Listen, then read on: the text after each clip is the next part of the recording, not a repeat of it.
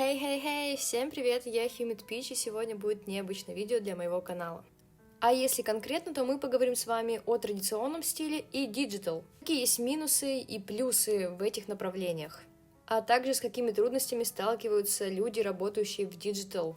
И, наверное, это видео больше не о профессиональных художниках, которые работают в этой индустрии, а о людях, которые просто начинают рисовать для себя и потом увлекаются этим делом.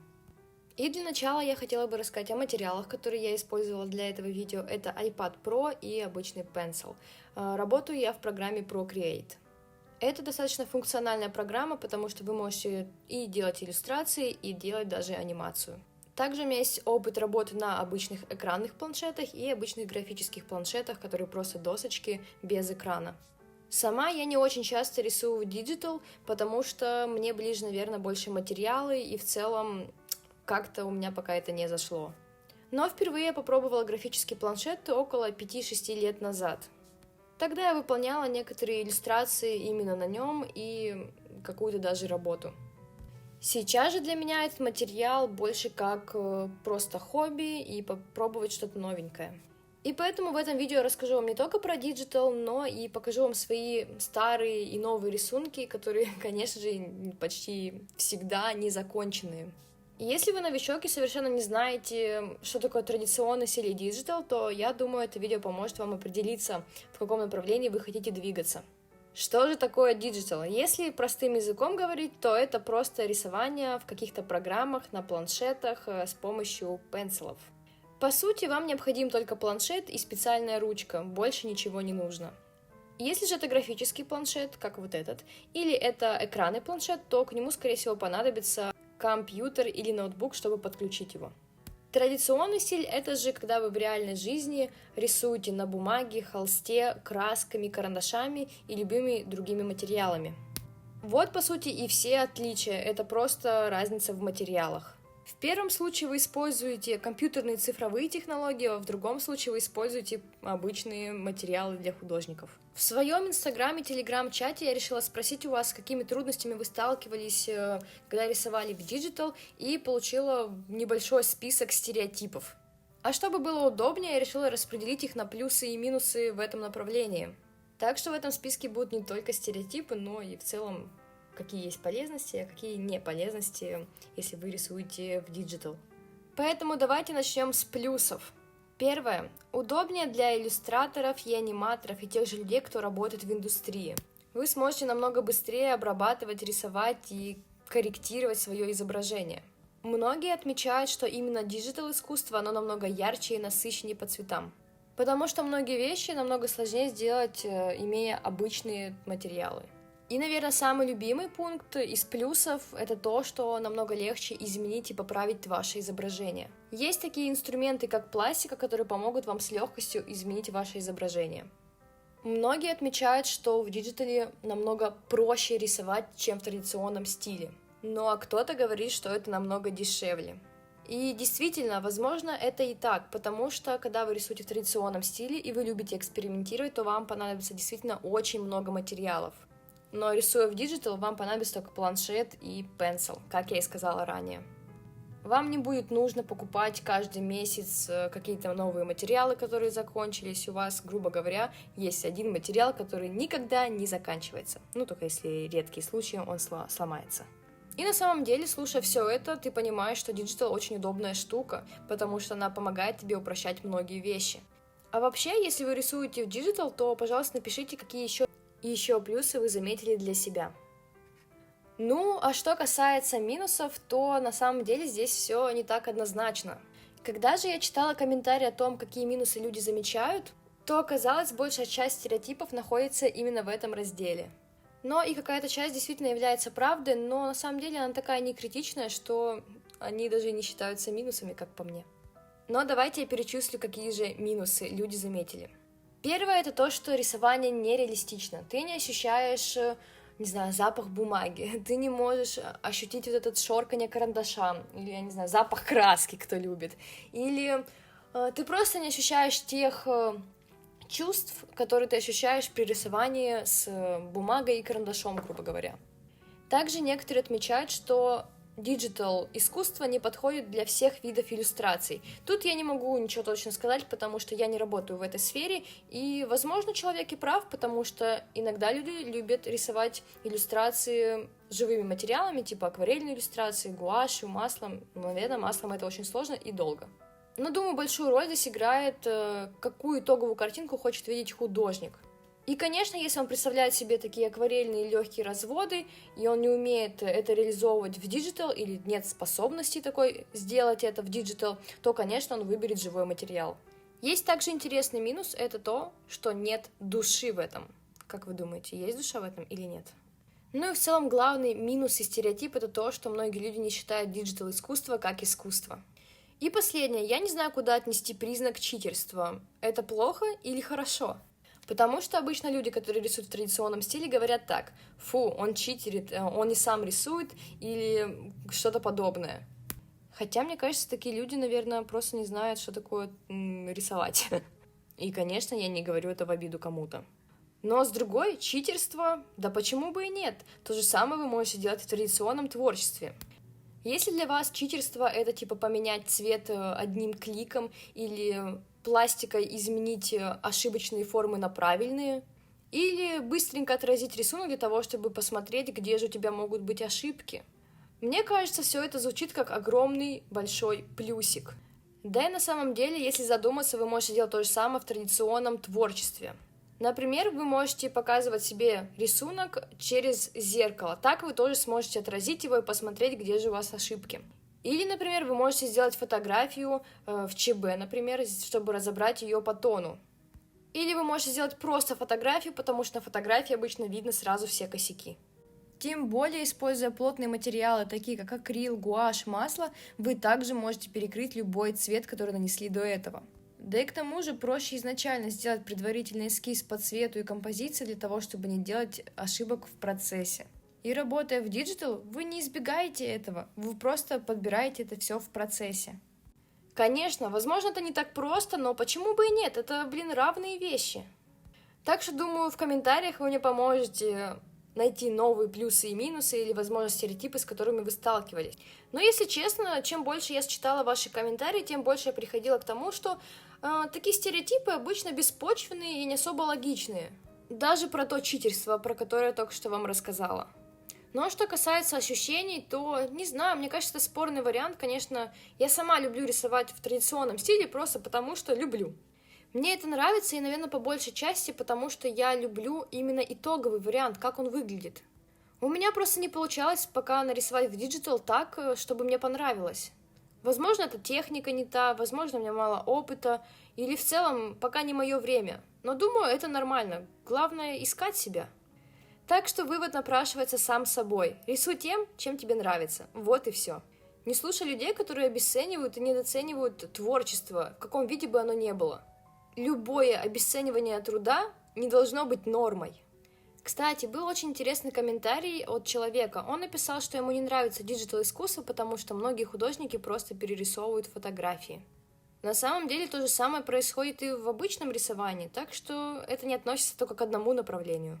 Тут уже больше проблема даже не в самом художнике, а в том, что проще достать фотографию и срисовать с нее полностью, а не видоизменить ее. Что говорит о том, что многие люди просто обмазывают поверх фотографии. Ну, тут уже, кстати, очень спорный момент, поэтому, наверное, я бы хотела послушать ваше мнение. Что вы думаете про обмазки фоток? Мне очень интересно, как вы принимаете такое искусство, если поверх фотографии просто делаются линии, или она как-то обрабатывается, и при этом это выдается за творчество. Хотя, конечно, многие говорят, что типа я рисовал поверх фото, но чаще всего люди говорят, что нет, я нарисовал это от начала и до конца.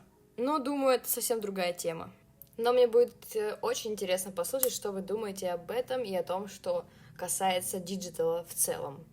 А еще мне кажется, что в диджитал ты можешь реализовать действительно все задуманное. Особенно если имеешь достаточно навыков. Потому что там сейчас столько кистей, которые имитируют абсолютно любой материал. Тот же акрил, тот же масло и даже акварель.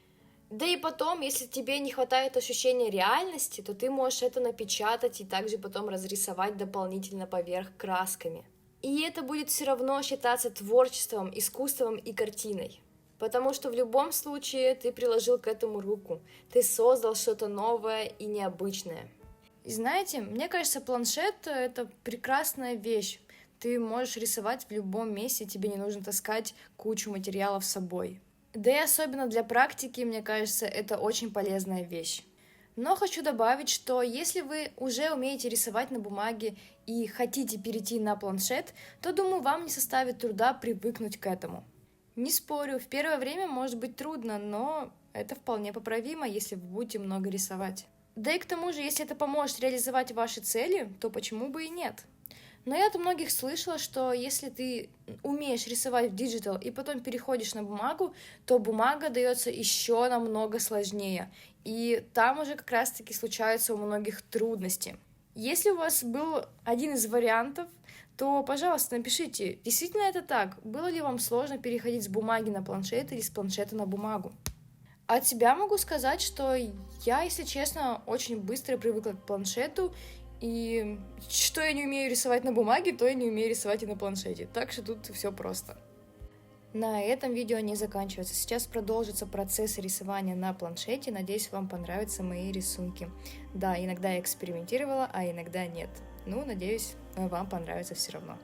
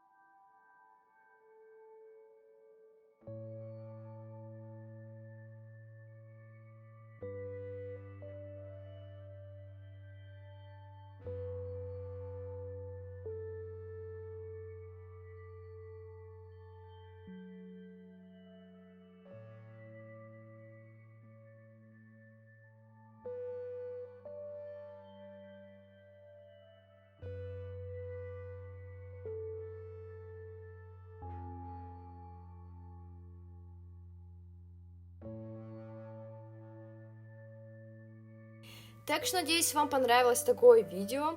Напишите в комментариях, да или нет, хотите продолжение, или, возможно, есть какие-то минусы, плюсы.